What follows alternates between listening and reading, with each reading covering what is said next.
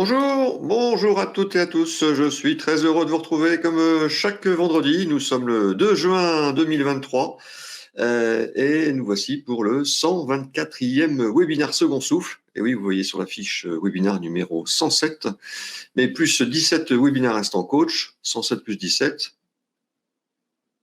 124. Merci. On se fait un petit rappel des missions et actions de Second Souffle. Voilà. Oui, quelqu'un qui n'est pas prêt, voilà ce que ça donne. Allez, on est reparti. Donc, les missions et actions de Second Souffle. Voilà, c'est ça ce qui m'a gêné. La première mission de Second Souffle, c'est... J'ai un peu de mal aujourd'hui. Voilà. J'ai perdu mon script. C'est pas grave. La première mission de Second Souffle est l'accompagnement des entrepreneurs en difficulté. Cet accompagnement avec nos pairs entrepreneurs est gratuit, sans limite de temps et sans critères de sélection. Indépendants, micro-entreprises, TPE, on ne veut laisser aucun entrepreneur en difficulté sur le bord de la route. Et puis, notre deuxième mission, c'est la prévention et l'information avec nos journées 24 heures pour rebondir, nos formations et nos webinaires, bien sûr. Après plus de 12 ans d'existence, nous sommes présents dans 44 villes en métropole et en Outre-mer et nous sommes reconnus d'intérêt général. Voilà, un petit rappel pour les nouveaux qui ne sont pas habitués à cette plateforme de webinaire. Vous avez donc en bas à droite deux icônes. L'icône chat pour discuter entre vous, entre nous, et l'icône question pour poser vos questions. Merci de bien poser vos questions sur cette icône question, s'il vous plaît. Et un petit souci technique, vous avez une aide à gauche, sinon vous fermez votre navigateur et vous reconnectez, ça ira encore mieux. Et puis au milieu, vous avez deux icônes. Alors oui, il y en a peut-être un qui a changé, je ne sais plus. Un pour mettre en plein écran et l'autre pour réagir. Réagir, c'est envoyer des petits emojis. Je vais vous envoyer des petits pouces. Voilà. Comme ça donne un petit peu votre état d'esprit pendant tout le long du webinaire. Et puis voilà. Donc aujourd'hui, une banque pour les entreprises en difficulté. On voit ça tout de suite. Je vous fais juste un petit rappel. Enfin, un petit rappel, non. Tiens, j'ai vu aussi passer pas mal de gens que je connais aujourd'hui qui sont connectés ou en tout cas inscrits. Dire bonjour à Vincent dans le Périgord, à David de la clinique de la crise, à Corinne à Nice, à Xavier dans le Schnorr, à Monsieur Attal de Châteauroux, à Alain d'Annecy, à David à Amiens ou à Paris, mais aussi entre les deux, Romain du réseau Entreprendre, notre fidèle Werner, Gilles du 63 et j'en oublie certainement plein d'autres. Voilà, en tout cas, bonjour à toutes et à tous. Ravi de vous retrouver. Et donc oui, le petit rappel que je veux, enfin c'est pas un rappel, je voulais vous annoncer, parce que vous n'êtes pas tous au courant, que Second Souffle a créé une formation. La formation s'appelle Découvrir l'entrepreneur qui est en vous, qui permet de faire un point sur votre vie personnelle et professionnelle avant de vous engager dans l'entrepreneuriat. Voilà, permet de faire le point sur vos aptitudes avant d'entreprendre. Est-ce que vous êtes capable vraiment d'entreprendre? Est-ce que c'est le bon moment d'entreprendre? Est-ce que vous avez toutes les compétences, tous les acquis pour vous lancer dans l'entrepreneuriat? Voilà, c'est une formation qui dure une journée. Ça coûte 500 €. Et comme le centre de formation est certifié Calliope, eh ben, vous pouvez payer cette formation de 500 € avec votre compte CPF. Voilà. Plus d'informations sur moncoachentrepreneur.fr. Vous verrez toutes ces informations. Voilà. Bien. Monsieur Galli, Florian, est-il là? Oui. Tous, bonjour. Bonjour Florian. Bienvenue. Donc Florian de la Banque de Lubac et Florian qui est donc à Marseille. Tout à fait, c'est ça. Donc Florian Galli, je suis le directeur régional adjoint au sein de la Banque de Lubac et aussi directeur de l'agence de Marseille, présent aujourd'hui pour vous parler des banques pour les entreprises en difficulté. Très bien. Eh ben, écoute, c'est à toi, mon cher Florian. Je prends la main, je vous partage mon écran. Et hop, William, est-ce qu'on me voit bien? C'est parfait. Super. Donc rebonjour à tout le monde. Aujourd'hui, oui, j'ai le plaisir d'être présent avec vous pour vous parler des banques pour les entreprises en difficulté, donc dans le jargon, les banques judiciaires. Donc moi, je représente la Banque de Lubac et je pourrais vous en parler assez facilement dans le détail, mais pour autant, je vais essayer d'élargir un petit peu cette réunion d'information à l'ensemble des banques judiciaires. ce qui nous différencie des banques classiques et ce en quoi on peut trouver des solutions pour les entrepreneurs lorsque les premières difficultés apparaissent ou une fois qu'elles sont avérées. Donc pour ma part, j'ai rejoint la Banque de Lubac il y a 2 ans bientôt. Avant ça, je travaillais au sein de la caisse d'épargne sur les entreprises in bonis, comme on les appelle, ce qui me permet d'avoir la vision entre comment gère une relation bancaire une banque classique, une banque de retail, et comment on peut s'adapter à certaines situations atypiques pour les banques judiciaires. Donc, si vous le permettez, je vais vous faire une rapide présentation de la Banque de Lubac en elle-même, ce qui permettra à tout le monde de nous connaître, puisque c'est une banque indépendante, en fait, créée il y a bientôt 100 ans, l'année prochaine, par Monsieur de Lubac, donc en Ardèche, lieu auquel est toujours présent le siège social, qui s'est développé jusqu'en 1988, où on a atteint l'actionnariat actuel, donc messieurs Bielkiewicz et monsieur Samuel de Lubac, qui sont tous les trois en commandite simple. Au long de cette présentation, je vais essayer d'adapter mon discours, peut-être de simplifier certains termes de la procédure ou de certaines solutions pour que ce soit accessible à tout le monde. Et on va peut-être commencer par la commandite simple, qui est qu'en fait, les associés sont indéfiniment responsables sur leurs biens propres, ce qui permet une certaine flexibilité au travers de 3 associés gérants qui décident de la stratégie que peut porter la banque et qui peuvent, selon leurs souhaits, l'exposer un petit peu plus en risque. L'objectif de la banque, ou en tout cas son ADN, c'est de travailler sur des marchés de niche, c'est-à-dire que la banque n'a pas vocation à être en concurrence avec les autres banques les plus connues, mais plutôt d'apporter des solutions spécifiques à des besoins spécifiques. Et ça se ressent au travers finalement de notre histoire, puisque la banque a été créée il y a bientôt 100 ans, donc en 1924. La banque judiciaire proprement dit, donc la banque spécialisée sur les entreprises en difficulté, dont on verra le détail un petit peu plus tard, elle a été créée en 1990, donc c'était un des marchés de niche majeurs pour la banque, mais on sait aussi se spécialiser sur d'autres domaines. Et pour parler un petit peu plus de notre actualité récente, je note 2 dates à retenir, notamment 2022, où la Banque de Lubac a été la première banque française enregistrée PSAN. Donc PSAN, c'est prestataire de services pour les actifs numériques. On n'est pas du tout sur le sujet de la banque en difficulté actuellement, mais on est plutôt sur la crypto-monnaie, le Web 3.0, notamment, qui est un marché de niche lui aussi à part entière, qui est un des sujets qui intéresse la banque, qui malgré son vieillage, continue d'essayer de se tenir le plus possible à jour et dans l'actualité. En découle une deuxième date sur 2022, qui est la création d'une nouvelle filiale pour la banque, qui est DeLuP, un système de paiement 100% dématérialisé que je vous invite à aller découvrir au travers de notre site internet.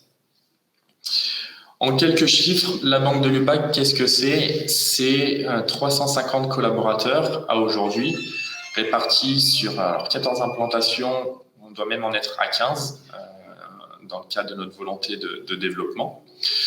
3 filiales, donc de l'UP dont j'ai parlé, Haussmann Recouvrement, qui est une filiale dédiée au recouvrement pour la banque, mais aussi pour des tiers, et la partie Asset Management de Lubac, qui est la création de supports de placement et leur gestion. Quand je parlais de marché de niche tout à l'heure, on est aussi spécialisé dans d'autres domaines, donc de l'administration de biens, on est parti syndic, copro, compte propriétaire. La banque judiciaire historiquement qu'on va reprendre un peu plus en détail. On fait aussi de la banque des entreprises classiques, donc in bonis, mais qui ont des sujets sur des flux sur pays sensibles. Classiquement, sans être exhaustif, Iran, Cuba, Venezuela, d'autres pays sur lesquels la banque va prendre le temps de regarder dossier par dossier les sujets pour regarder lesquels on peut intervenir et pour lesquels on ne peut pas intervenir parce que malheureusement, on ne peut pas tout faire non plus. Dans le même sujet, on va aussi avoir les activités atypiques. Hein. On a parlé de notre appétence pour la crypto-monnaie, mais on va aussi faire du CBD ou de la joaillerie, plein de sujets sur lesquels le cas par cas est essentiel. Et finalement, c'est peut-être un peu le maître mot de mon intervention d'aujourd'hui. Finalement, c'est que la banque judiciaire, comme les autres marchés de niche, sont des sujets à prendre au cas par cas. Il n'y a pas de grandes règles. Chaque problématique est différente. Certains ont des contraintes patrimoniales, fiscales, financières, juridiques. Et finalement, les grandes règles ne s'appliquent pas à tout le monde. Mais l'objectif d'aujourd'hui, c'est vraiment de démocratiser les solutions en procédure collective, en procédure préventive, donc avant l'assignation du tribunal, pour démontrer à tout le monde que même si les banques judiciaires font pas de miracle, dans tous les cas, elles apportent des solutions qui sont facilitantes au quotidien. Voilà, donc, parenthèse refermée, j'ai juste terminé sur les services de la banque, qui sont le corporate investissement, qui est de l'accompagnement, conseil, l'introduction en bourse, et de la banque privée pour les placements. Ça, c'est la partie plus corporate qui démontre réellement l'ADN de la banque de Lubac, qui va être l'expertise et j'ai envie de rajouter la réactivité. Chose à laquelle on tient, étant sur des sujets sensibles pour les entrepreneurs. On a une vraie volonté de répondre aux mails dans les 24 heures, d'avoir un taux de décroché le plus fort possible. Et on a de la chance de pouvoir le mettre en application dans la réalité parce qu'on répond aux mails bien plus rapidement que dans les 24 heures et qu'on a la chance de décrocher pratiquement tous les appels. Donc voilà, l'ambition de la banque et en tout cas notre slogan interne qu'on essaie de s'appliquer tous les jours, c'est être la banque de l'excellence de la relation et du service rendu.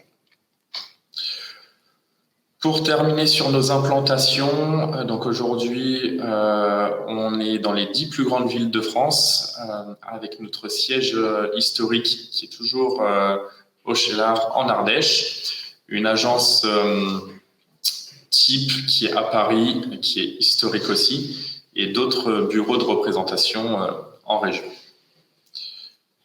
Je vois un commentaire disant qu'on n'entend pas. William, tu confirmes qu'on m'entend pas très bien ou...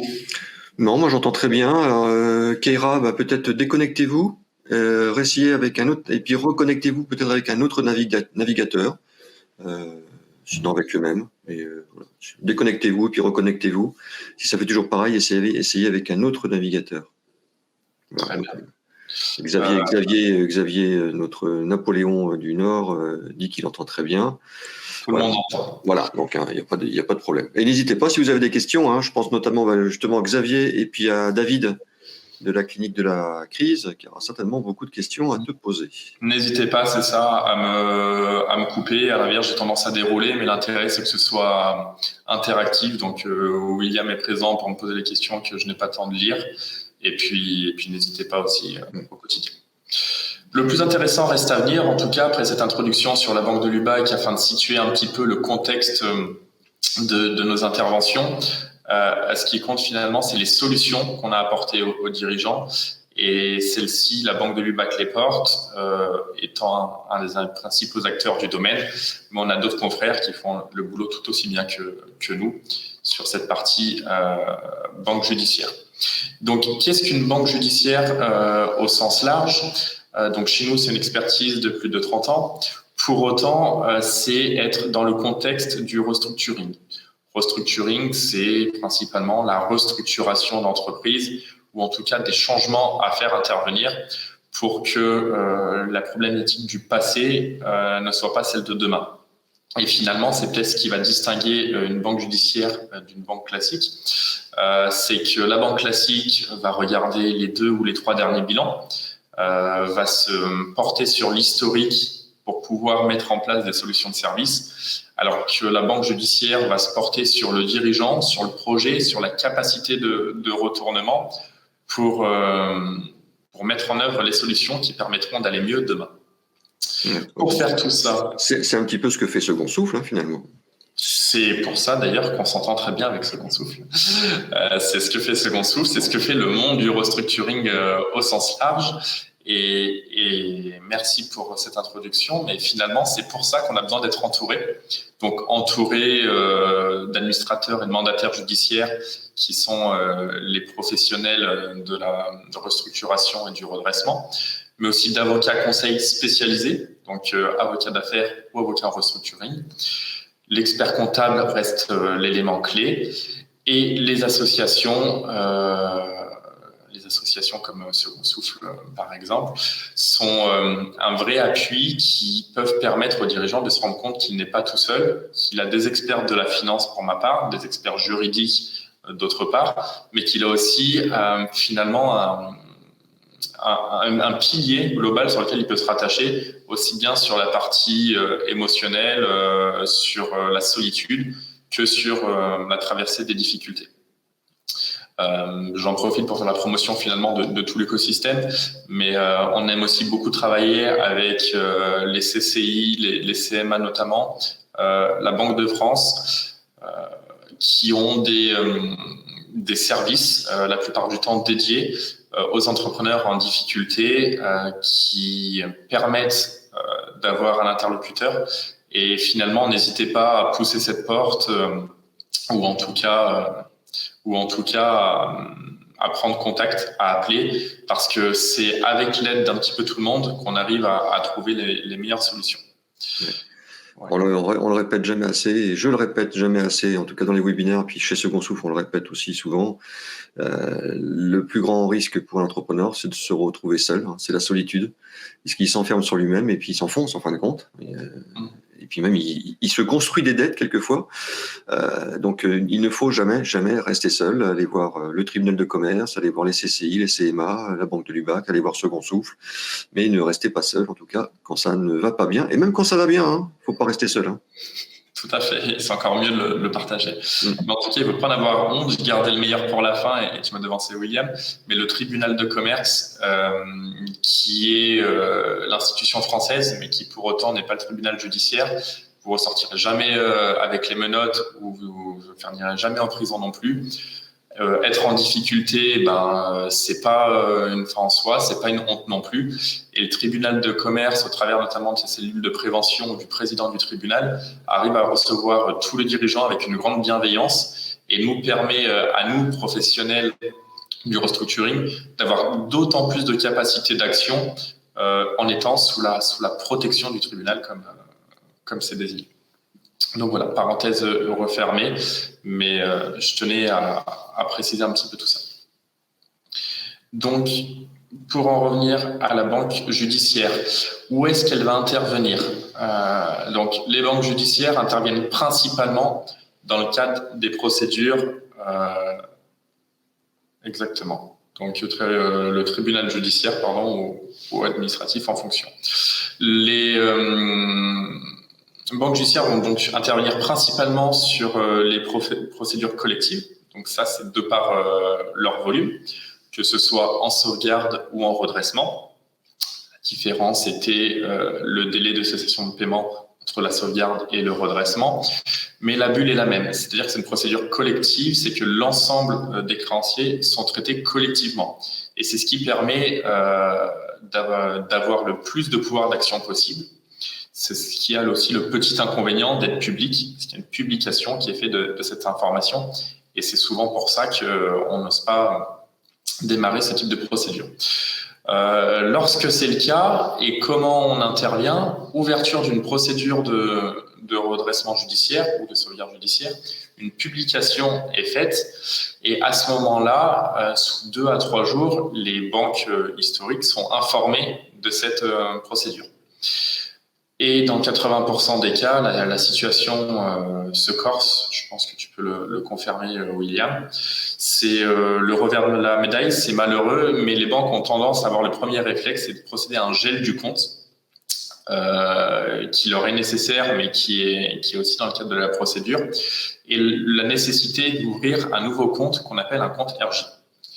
Ce compte-là, il va être dédié à la procédure pour pouvoir faire la différence entre le passé et le présent. Et ce compte-là est essentiel au sein de la procédure, puisque c'est celui-ci qui va permettre d'avoir la continuité de l'activité, d'avoir les nouveaux moyens de paiement. et de pouvoir encaisser. Le premier point fort de la banque judiciaire, ça va être de faire preuve de réactivité. À la banque de Lubac, on s'engage à le faire dans les 24 heures. Chez mes confrères, ça doit être approximativement la même chose. Le but est d'avoir un nouveau RIB pour pouvoir encaisser les paiements à venir, mais pour pouvoir aussi avoir une continuité sur les débits. Et que ce nouveau RIB permet de faire une distinction entre ce qui était avant la procédure, les dettes passées, qui ne doivent plus passer sur ce compte. Donc ça va être le premier point de la banque judiciaire, c'est sa facilité, ou en tout cas sa réactivité dans l'ouverture du nouveau compte, dans la transmission du nouveau RIB et dans la mise en place des moyens de paiement. Donc les moyens de paiement, ça peut être potentiellement un chéquier, malgré une procédure de redressement. C'est pas parce qu'on est en procédure qu'on va perdre son chéquier, sous réserve qu'il n'y ait pas d'interdit bancaire, bien évidemment. Ça va être de remettre en place des cartes bleues, ce qui n'est pas toujours facile. Des fois, dans une banque historique, déjà, le passé fait que la carte a été bloquée, la carte a été supprimée. Et un dirigeant aujourd'hui qui n'a plus de moyens de paiement, c'est beaucoup moins facile d'exercer. Donc ça va être possible. Mais ça va être aussi l'ensemble des services possibles. Ça va être donc chéquier, carte bleue, prélèvement potentiellement, donc prélèvement au crédit mais aussi au débit, virement international, IBIX-DI pour son système de comptabilité, IBIX-TS pour son expert comptable. Tout ce que propose une banque classique est proposé aussi par une banque judiciaire. Et tout notre intérêt, justement, il est dans l'absence de suppression de ces services. C'est pas parce que vous êtes en difficulté, c'est encore moins parce que vous l'avez reconnu qu'il faut supprimer des services. Donc ça, c'est le premier domaine d'intervention des banques judiciaires de par le volume des procédures collectives.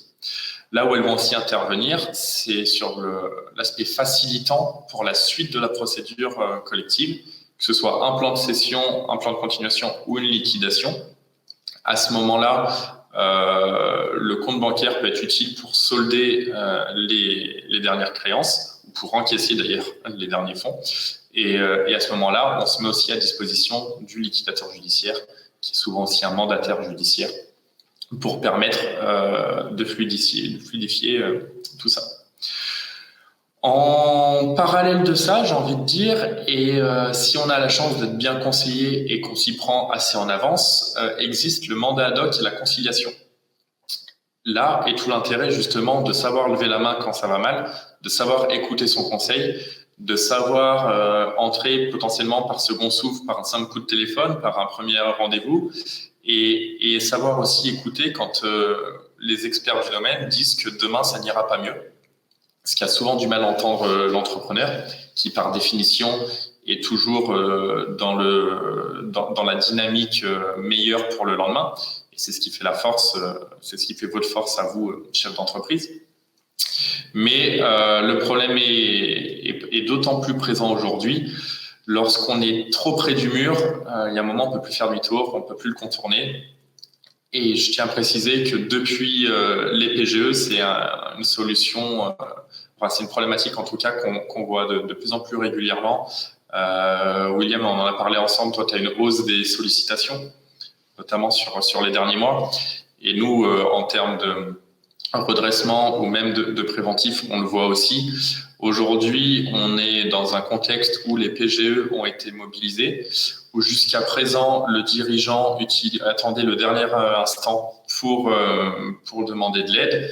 Et aujourd'hui, quand on a pratiquement 25% de son chiffre d'affaires qui est passé au post-dette, si on attend le dernier moment, c'est trop tard. Vous aimez les webinaires Second Souffle? Alors abonnez-vous à la chaîne YouTube Second Souffle. Il suffit de cliquer sur l'icône Second Souffle juste ici et de vous abonner. Merci.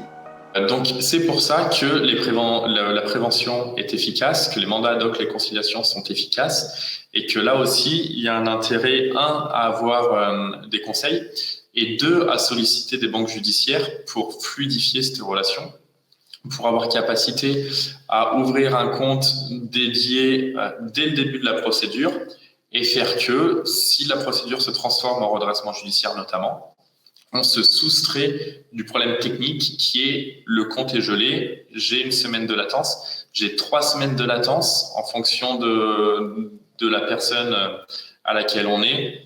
Si vous voulez, pour être plus précis, sur un sujet que vous ne maîtrisez, enfin que vous connaissez peut-être que de loin, au moment où la procédure est ouverte, le dossier bancaire, c'est pas que votre conseiller veut plus vous parler, pas tout le temps en tout cas, c'est simplement qu'il perd la main sur votre dossier. Et la gestion du compte est envoyée aux affaires spéciales, au service contentieux d'une banque, qui eux sont au siège social, qui ont une volumétrie d'activité et qui, en fonction des régions, en fonction des périodes, en fonction des personnes, mettent plus ou moins de temps. Donc c'est pour ça qu'il ne faut pas hésiter à prendre le devant. Soit on parlait à sa banque historique en amont pour préparer ça, soit on parlait à une banque judiciaire.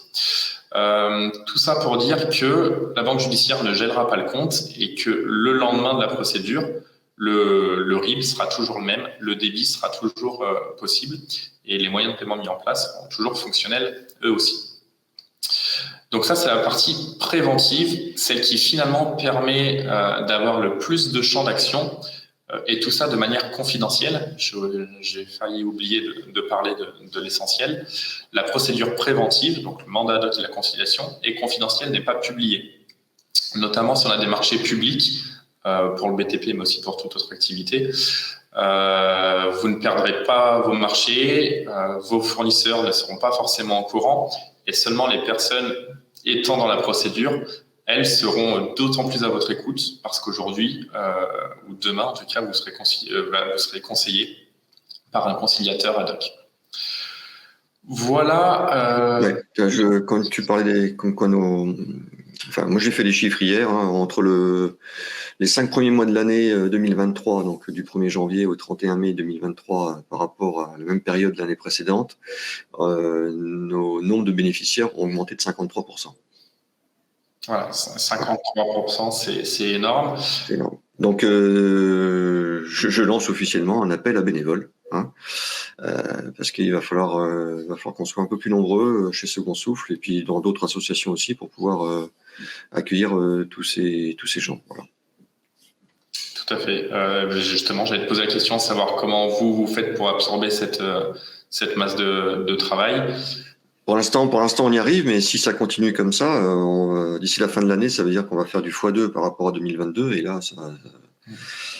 Et peut-être d'autant plus, malgré la bonne volonté, on en revient à prévenir assez tôt. Oui. Le dirigeant qui va contacter Second Souffle et qui a contacté la banque de l'UBAC 3 jours avant de ne pas pouvoir payer les salaires de ses salariés, ça va être dur de trouver une solution. Le même dirigeant qui ne serait venu, ne serait-ce que 15 jours avant, on a le temps de réfléchir, on a le temps de se voir, on a le temps de mettre des choses en place. Donc la prévention, elle se fait en amont, mais le plus en amont possible. On est chez Second Souffle, j'ai le droit de parler quand même, et d'en parler, de se dire du bien. En 2017, chez Second Souffle, on avait je vous dis ça à vue de nez, mais c'était à peu près 80% des gens qui nous contactaient parce qu'ils avaient déjà perdu leur entreprise, donc c'était trop tard, et donc on les aidait à rebondir. Aujourd'hui, en 2023, on a réussi notre pari, c'est qu'aujourd'hui, on a 94% des gens qui nous contactent, ils sont en difficulté avec leur entreprise. Donc, on a encore un moyen de les sauver, une chance de les sauver. Donc, voilà, en 6 ans de temps, voilà tout l'effort qu'on a fait avec Second Souffle, et moi, j'en suis assez fier. Parce qu'aujourd'hui, on sauve des emplois, on sauve des familles, et bien d'autres choses. Donc voilà, j'en suis heureux et je voulais vous le partager. Bravo, c'est à souligner.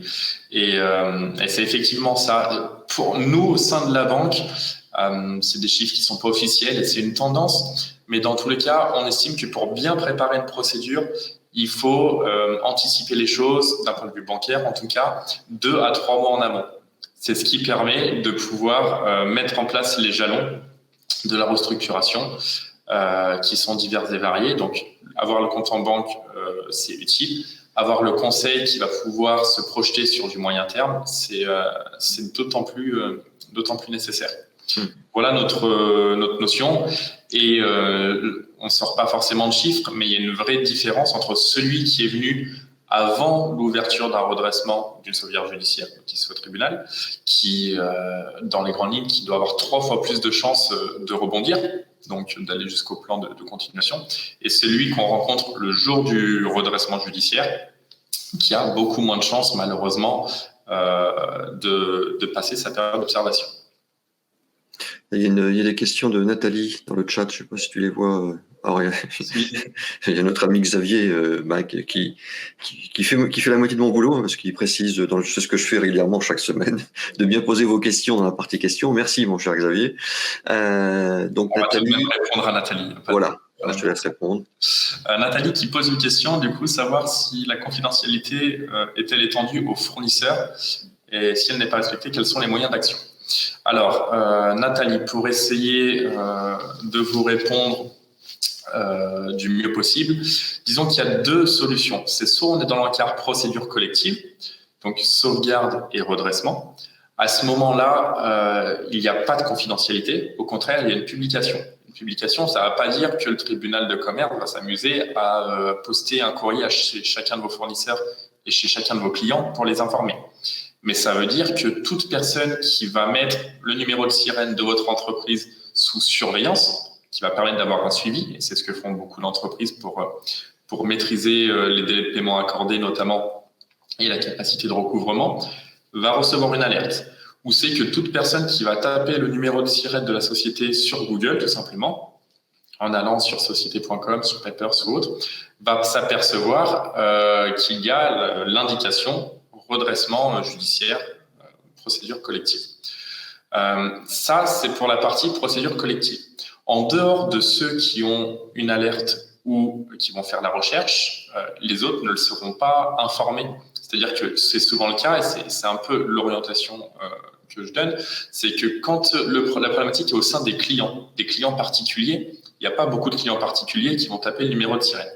Et quoique, ça se fait de plus en plus aujourd'hui. Mais il y en a quand même une minorité. Quand c'est du B2B, il y a peut-être 50% des entreprises qui se renseignent quand même malgré tout. Mais la vraie problématique, elle est finalement côté fournisseur, où là, avant d'accorder des délais de paiement, souvent les fournisseurs mettent des suivis. Et à partir du moment où ils ont connaissance de l'ouverture de la procédure, ils ont tendance à supprimer les délais de crédit et à demander un paiement comptant. Donc c'est quand même quelque chose à anticiper, notamment sur le plan de trésorerie. Après, sur la partie procédure préventive, donc mandat ad hoc et conciliation, là, j'ai donc indiqué tout à l'heure qu'on était dans la confidentialité. C'est-à-dire qu'il va y avoir deux grands groupes, ceux qui sont au sein de la procédure, sur demande du dirigeant et de ses conseils, du coup, qui, eux, seront informés parce qu'ils seront sollicités pour faire un effort, et ceux qui ne seront pas dans la procédure préventive, que l'on n'aura pas sollicité et qui, du coup, ne seront pas informés. C'est un peu la nuance que j'ai envie de donner, c'est que finalement, si on veut que les créanciers fassent un effort, eh bien, il faut les mettre dans la procédure, donc il faut les informer. C'est la seule solution pour qu'on puisse avoir des échéanciers notamment. Mais que si on ne souhaite pas qu'ils soient au courant de la situation, dans ce cas, il ne faut pas les mettre dans la procédure. Je pense avoir répondu à la question. Oui, c'était surtout la partie préventive. Exactement. La question de Nathalie. Je préférais être clair. Sur un sujet que j'ai commencé à aborder tout à l'heure, et c'est toujours la même chose, étant donné qu'il y a beaucoup de monde derrière l'ordinateur, je préfère pour certains reprendre des bases, mais ce qui permet à tous les autres de comprendre le cheminement. Je parle depuis tout à l'heure de préventif, donc de mandat ad hoc de conciliation ou de sauvegarde et redressement. Ce qu'il faut savoir, c'est que dans ces deux cas, il y a une période d'observation, donc une période pendant laquelle l'entreprise est dans une latence de comment me retourner. Donc cette période, elle est de 6 mois reconductible, ce qui peut faire 12 mois, potentiellement 6 mois de plus, 18 mois. Les 3/4 du temps, on est dans 12 mois de période d'observation. Et si pendant ces 12 mois, le retournement a été avéré, je parle de la sauvegarde et du redressement, on passe dans un plan de continuation. Et là, on a un délai qui court sur lequel on rembourse tous nos passifs, tous nos dettes. Ce délai peut être de 5, 6, 7, 8, 10 ans, certaines fois 12 ans.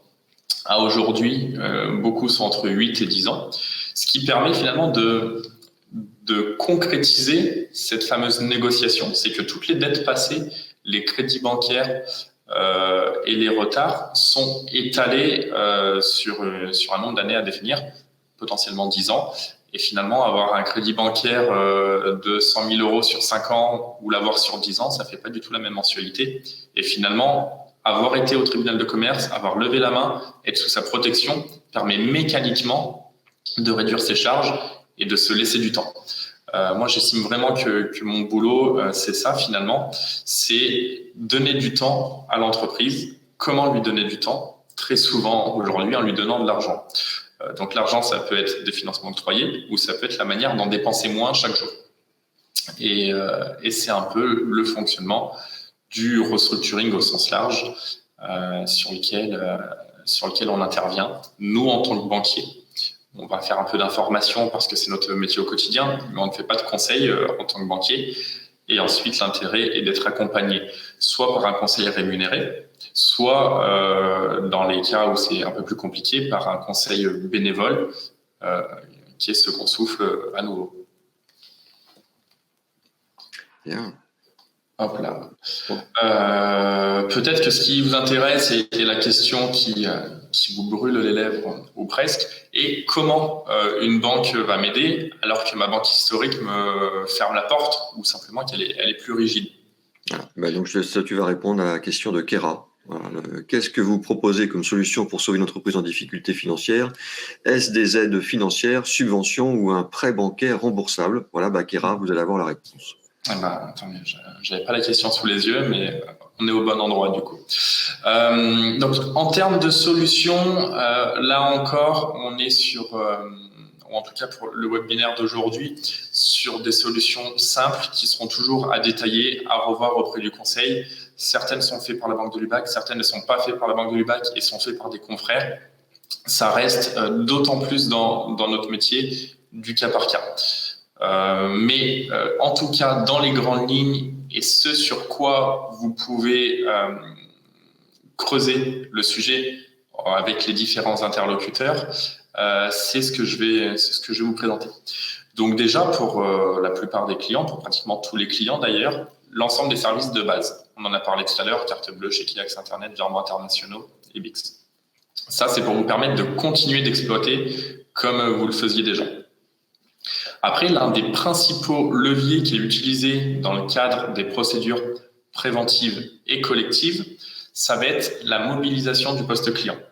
Qu'est-ce que c'est que la mobilisation du poste client? C'est pour les dirigeants d'entreprise, pour les sociétés qui ont comme clients d'autres entreprises, donc du B2B uniquement. Ça ne marche pas sur les créances des particuliers. C'est le fait d'avancer sous 24, 48 heures, 72 heures, le délai de paiement, qui normalement, il y a 30 jours fin de mois, ou l'OLME, enfin 60 jours maximum, qui est à définir.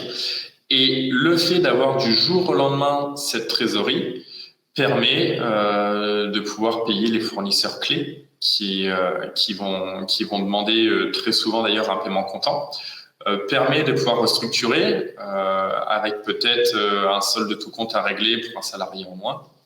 On permet en tout cas de limiter les frais bancaires avec un solde de trésorerie qui est positif plutôt que négatif.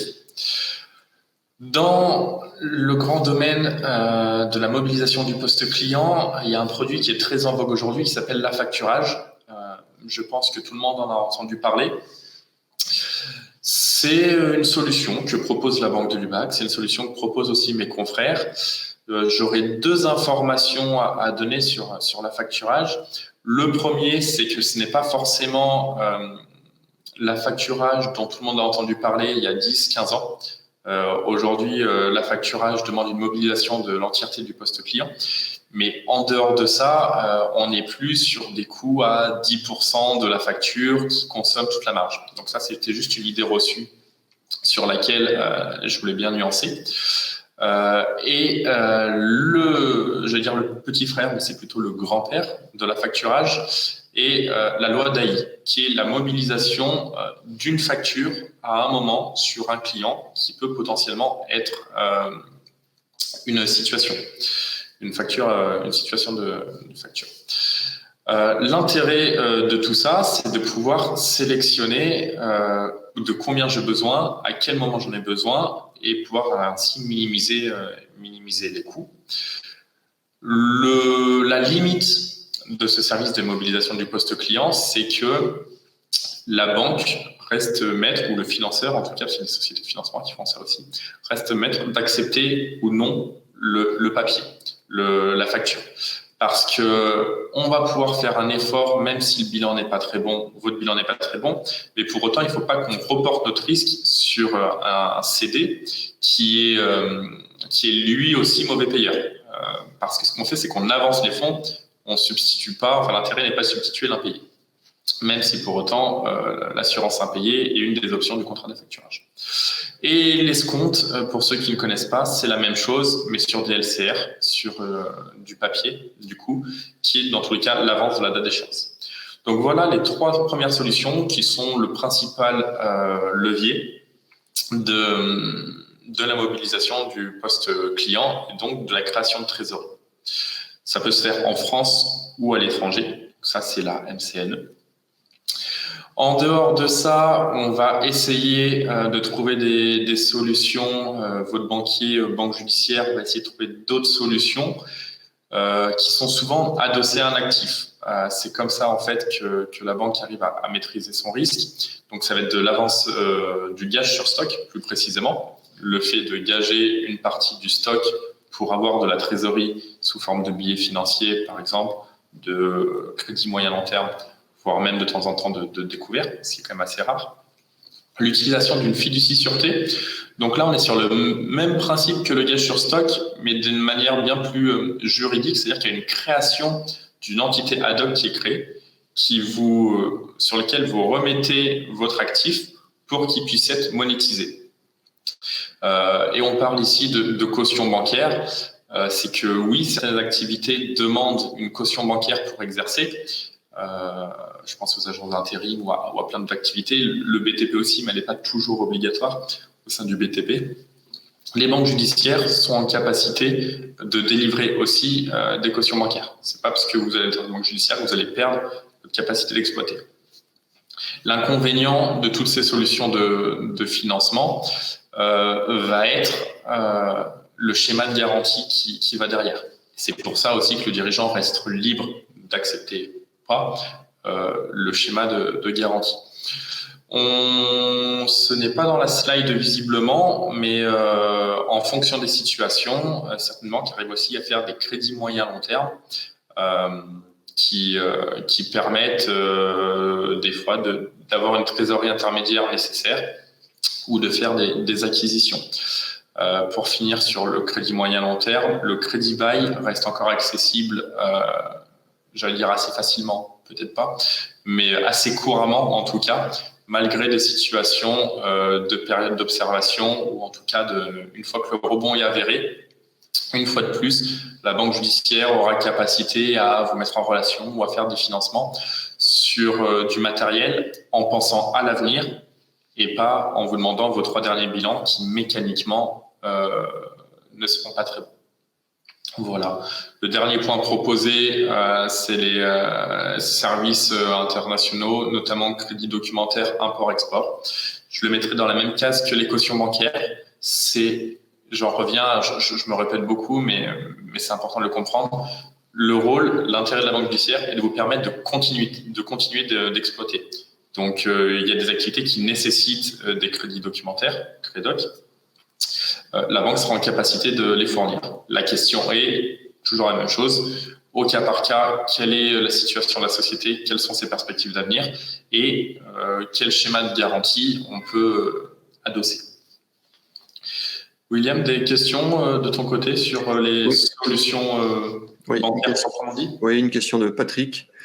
L'affacturage nous a été refusé car il faudrait un minimum de 5 000 € pour y avoir droit. Est-ce le cas de la banque de Lubac ? Alors, je vais me cacher derrière ma préconisation qui est que chaque dossier est à étudier au cas par cas. Non, plus sincèrement, il manque quand même 2-3 informations pour pouvoir m'avancer là-dessus. 5 000 € de quoi ? De factures, de fonds propres, de résultats, de chiffre d'affaires. Je ne sais pas. Je sais en tout cas qu'il n'y a pas de grande règle. Il y a des tendances, mais il n'y a aucune grande règle, qu'il y a plusieurs intervenants dans le domaine. Il y a notamment la banque de Lubac et que si on parle de taille moyenne de facturation notamment, non, la banque de Lubac ne se fixe pas le plancher de 5 000 € pour intervenir. Donc, ce ne serait pas un critère exclusoire. Bon, Patrick précise que c'est bien les 5 000 € de facture. Voilà. C'est ça. Donc non, la réponse assez franche est non. Peut-être que le contrat pourra pas être mis en place pour d'autres contraintes, mais en tout cas pas pour celle de la taille de facturation. Je pense qu'à la banque de l'UBAC, mais chez mes confrères, quand je dis confrères, c'est banque judiciaire. Hein. Oui, on est banquier, mais la philosophie n'est pas la même. On a la chance de pouvoir étudier tous les dossiers et de ne pas avoir de critères exclusoires, justement. On appelait ça des exclusions bancaires dans les banques retail, mais la petite case qu'on coche et qui fait que le dossier n'est même pas à regarder. C'est pas parce qu'il y a des fonds propres négatifs qu'on ne pourra pas regarder, c'est pas parce qu'il y a un interdit bancaire qu'on ne pourra pas regarder, c'est pas parce que le dirigeant a déjà eu un coup de pas de chance dans sa vie, a déjà subi une liquidation judiciaire qu'on regardera pas son nouveau dossier. C'est pas parce que l'activité est atypique qu'on ne regardera pas on en revient au CBD, mais le monde de la nuit ou même les joailleries, souvent sont des sujets qui font que la banque retail a tendance à fermer le dossier avant même de creuser. Nous, on n'ira pas sur tous les sujets, mais en tout cas, dans tous les cas, on regardera avec minutie la problématique de chacun. Et c'est pas parce qu'une facture, une taille moyenne de facture est inférieure à 5 000 € qu'on ne regardera pas l'avantage, enfin les solutions à mettre en place. Peut-être que du coup, il y aura un fonds de garantie qui sera supérieur. Peut-être que le taux, parce que du coup, plus la taille de facture est basse, plus les moyens humains derrière sont nombreux, donc il y a du volume de traitement. Donc peut-être que le taux sera augmenté. Et dans tous les cas, ce ne sera pas un non, parce que finalement, c'est peut-être le petit oui sur la facture de 5 000 € qui permettra aux dirigeants et à l'entreprise de se retourner et de progresser. Bien. Ta présentation est terminée ou pas, Florian ? Oui, je pense être sur la fin. Voilà, je vous présentais mes chères collaboratrices qui sont là au quotidien, qui est peut-être une spécificité de la banque de l'UBAC, mais qui apprécie nos clients, donc c'est aussi important d'en parler. Donc, à la banque, vous l'avez vu, il y a plusieurs agences territoriales. Le principe étant d'être sur des bureaux régionaux ou assimilés, donc des centres, l'équivalent de centres d'affaires en banque classique, avec des équipes qui sont restreintes et qui permettent une réelle proximité. C'est-à-dire que le directeur, moi-même, et je tenais à le faire finalement, est joignable sur son numéro de portable directement. Et j'ai pas peur de l'afficher ici, mais que chacun des collaborateurs a aussi des lignes directes au 1508 chez nous, et ce qui permet d'avoir une proximité. Enfin, moi j'ai la chance de travailler avec Léa et Cécile, qui connaissent tous mes clients aussi bien que moi, et qui permettent que quand il y a un coup de téléphone, ça répond. Quand il y a un mail et que moi je suis en déplacement, en représentation ou en rendez-vous, elles puissent y répondre aussi. Et ça, c'est vrai que c'est un luxe qu'on arrive à avoir et qui est assez apprécié des clients en redressement judiciaire, mais finalement pas que de l'ensemble de la clientèle in bonis aussi, parce qu'on sait aussi faire du client in bonis. Ouais, je confirme, hein, Florian est disponible sur son numéro de portable. Hier, je l'ai appelé pour savoir si après le webinaire, vers 15h30, il était disponible pour faire une pétanque, et il a répondu tout de suite. Hein, donc, y a pas de... Toujours disponible. Donc voilà, merci à tous. J'espère que la présentation a été intéressante, que j'ai réussi à mettre le curseur au bon endroit entre la précision qu'attendent certains et les néophytes que sont d'autres. Bon. Il y a quelques questions et tu as un petit peu moins de 10 minutes pour y répondre, mon cher Florian. Allons-y. Alors, une question de Franck. Dans le monde du restructuring, si vous prêtez, vous devez, j'imagine, demander des cautions. Pas tout le temps. Je reviens toujours même, ça dépend du dossier, ça dépend du contexte, ça dépend de la demande, mais on est très loin de prendre tout le temps de caution. Et d'ailleurs, c'est pas la majorité des cas. Pour deux raisons. La première, c'est peut-être que la situation étant avancée, quelle serait la caution ? Caution personne physique, oui, ça pourrait se prendre et des fois c'est pris. Mais finalement, le dirigeant, les 3/4 du temps, a déjà mis tout ce qu'il possédait dans l'entreprise, et prendre une caution pour prendre une caution, j'en vois moins d'intérêt. En dehors des cautions, pour parler en toute sincérité, il nous arrive à prendre des gages de matériel, par exemple. Je parlais tout à l'heure de crédit bail. Le principe du crédit bail, c'est que le matériel ne nous appartient pas. Certes, d'un point de vue patrimonial, c'est pas l'idéal, mais que je pense que ce qui compte finalement, c'est de pouvoir exploiter et que le crédit bail étant déductible assez fortement de l'alias fiscal, c'est peut-être pas plus mal de faire un financement par crédit bail ou par crédit classique avec un gage de véhicule, avec un gage de matériel. Mais j'en revenais à notre principal levier qui est la mobilisation du poste client pour accorder des lignes de 50 000 euros pour les plus petits dossiers à 2 millions d'euros et plus. J'ai moins de 50% des lignes, beaucoup moins de 50% des lignes pour lesquelles il y a une caution. L'intérêt, c'est vraiment de contribuer au retournement et pas finalement de demander des choses qui sont inexistantes, parce que sinon on n'aurait pas de raison d'être, on n'aurait pas d'activité et on serait peut-être plus là aujourd'hui. Une question de Nathalie et qui va rejoindre également la question de Franck. Les coûts de fonctionnement des banques judiciaires, frais bancaires, sont-ils plus élevés que dans les banques dites traditionnelles? Oui, là aussi, pour répondre assez simplement à cette question, oui, ils sont plus élevés. Après, ils sont ajustables déjà. En fait, pourquoi ils sont plus élevés dans une banque? Il y a deux raisons officielles et une qui m'appartient un peu plus. La première, c'est parce que ça mobilise plus de temps, plus de personnel, plus d'expertise. Donc cette mobilisation, on est obligé de la facturer. Donc ça, c'est le premier point. Le deuxième point, c'est que on est avec des clients qui ont un peu plus de risques et que, comme pour une action dans le sens opposé, plus il y a de risques, plus il y a de coûts, plus il y a de risques, plus il y a de rentabilité. Ça va avec. Donc c'est les deux facteurs qui font que la tarification est plus élevée. Le troisième facteur qui m'est propre, et peut-être que je m'avance un petit peu, mais j'ose espérer qu'il y a aussi plus de qualité. Et ce qu'il y a dessus, en tout cas, c'est qu'il y a plus de réactivité et que finalement, ça aussi, ça a un coût. Quand on arrive à avoir une réponse à ses mails dans la journée, c'est bien. Pour exemple, et c'est loin d'être toujours le cas, mais moi, j'ai longtemps travaillé dans des grandes banques, sur des grandes entreprises, et on avait un assistant pour trois chargés. Donc, ce qui est déjà très bien. L'assistant répondait dans les 72 heures en général, et je parle de sociétés qui font plusieurs millions d'euros de chiffre d'affaires.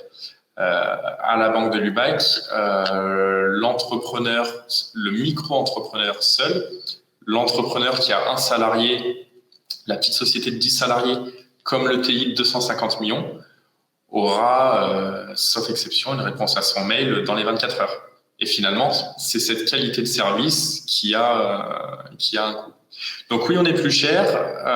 Les justifications, elles sont celles que je vous ai données. Après, qu'est-ce que c'est plus cher? C'est peut-être ça aussi la question. On va pas reprendre toutes les lignes de tarification une par une, mais une banque classique, pour un entrepreneur classique, c'est quoi? 30 euros de forfait mensuel plus une commission de mouvement. Dans un centre d'affaires, c'est souvent au trimestre, c'est 75 euros le trimestre. Donc 25 euros plus 30 euros d'accès web. Chez nous, aujourd'hui, la tarification de base, c'est 30 euros mensuel plus 30 euros d'accès web. Donc oui, c'est 2 fois plus cher, plus la commission de mouvement, plus toutes les autres tarifications annexes. Mais oui, c'est plus cher, mais c'est que 30 euros par mois finalement pour un service. Florian, il va falloir faire des réponses un peu plus courtes si possible. Parce que sinon on va rater le début du tournoi de pétanque. Comment est appréciée l'arrivée d'une banque judiciaire dans l'entreprise par le banquier historique? Je suis plus banquier historique, je sais pas. Ça dépend. Dans les cas des procédures de redressement, on a vraiment, ça dépend des banques. Il y a certaines banques qui n'ont pas vocation à faire du redressement judiciaire et donc qui sont contents que le client trouve une solution de qualité ailleurs. Il y en a d'autres qui souhaitent garder le client parce que malgré tout, il y a un historique, parce que malgré tout, c'est un facteur de rentabilité. Et à ce moment-là, il y a une petite concurrence. Donc, ça reste au dirigeant de choisir quel type de service il veut prendre.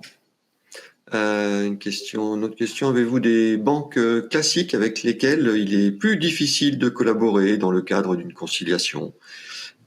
Non, pas forcément. C'est-à-dire qu'en fait, les banques classiques, retail, sont souvent régionales, déjà pour commencer. Et à partir de là, d'une région à une autre, ça peut changer au sein d'une même banque. et même des fois d'un interlocuteur à un autre, comme souvent aujourd'hui, l'interlocuteur fait aussi la différence. Donc non, il n'y a pas de grande règle là-dessus. Alors, il y a Kéra qui pose une bonne question. Elle dit, voilà, moi j'ai besoin d'une aide financière ou d'une subvention. Est-ce que c'est possible si je viens vous voir? J'ai envie de dire oui, on pourra regarder.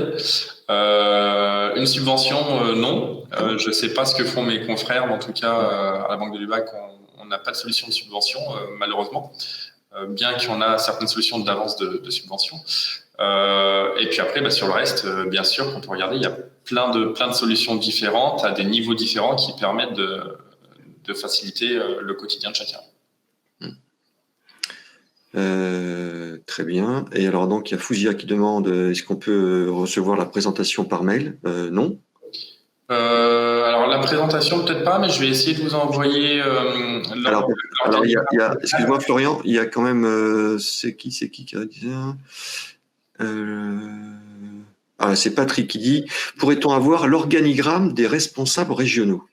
Ouais, je pense que ça peut faire gagner du temps à pas mal de monde. Je vais demander validation donc je te le transmets à toi qui diffuse après aux participants. Oui. Ça, c'est quelque chose que je vais essayer de prendre en charge. Ok. Bon, super, merci beaucoup. Si moi j'avais une question quand même, et je crois que tu as à moitié répondu, n'importe quelle entreprise, micro-entrepreneur, indépendant, travailleur indépendant, tout le monde est accepté chez Delubac? Chez Delubac, oui, tout le monde est accepté à partir du moment où on estime avoir une plus-value pour l'entrepreneur. On accepte avec grand plaisir. Et j'ai envie de dire, et là pour le coup ça n'engage que moi, mais même ceux qu'on n'accepterait pas, je pense que les 20 minutes que je suis prêt à prendre ou qu'on est prêt à prendre, parce que c'est la même chose pour mes collègues, pour échanger, donner des idées. Enfin, si c'est pas la Banque de Lubac, ce sera peut-être mes confrères et concurrents. Si c'est pas eux, ce sera peut-être un financeur. Et si c'est pas eux, ce sera peut-être juste Second Souffle qui connaissent pas encore. Et à partir de là, c'est toujours un plus. Il y a une remarque de Florian. Une remarque de Franck. Florian, un passionné passionnant pour un sujet pourtant assez grave. Merci de rendre abordable le plus redoutable. Avec plaisir. Notre ami Franck fait de la prose en même temps, c'est très bien. Super. Merci beaucoup Florian, merci à vous toutes et à vous tous. Je pense qu'il y avait pas mal de monde encore en congé cette semaine parce que vous êtes un peu moins nombreux. Mais c'est pas grave, c'est toujours un plaisir. Et puis moi je vous parle tout de suite du webinaire de la semaine prochaine. Semaine prochaine, on fait un webinaire uniquement féminin. Mais non, mais vous aussi, les hommes, vous pouvez venir. La preuve, moi, je serai là. Donc, les hommes sont acceptés aussi. Donc, on sera avec Marie Rousselet, une femme formidable qui a créé le webzine Entre elles. Et donc, elle viendra nous parler de son parcours déjà, et puis comment elle a fait, comment lui est venue l'idée de créer ce webzine qui aujourd'hui donne beaucoup d'informations et de témoignages et de punch aussi à toutes les femmes qui veulent entreprendre, mais pas seulement, pour les hommes aussi. Donc là, c'est la semaine prochaine, vendredi à 14h, comme chaque semaine. Voilà. Je serai présent. Super. Voilà. Et donc, comme d'habitude, d'ici à la fin du webinaire, là, dans quelques secondes, vous serez redirigé vers le site Second Souffle et vous verrez ce magnifique visuel. Il n'y aura plus qu'à cliquer dessus pour vous inscrire. Et puis, dès que Florian m'a envoyé la présentation qu'il veut que je vous partage, je vous envoie un petit mail pour vous dire que le replay est disponible et pour vous pourrez télécharger également la présentation de Florian de la Banque de Lubac. Voilà. Merci. Merci à tous. Bonne journée. Merci. Bon week-end. À la semaine prochaine. Bye bye.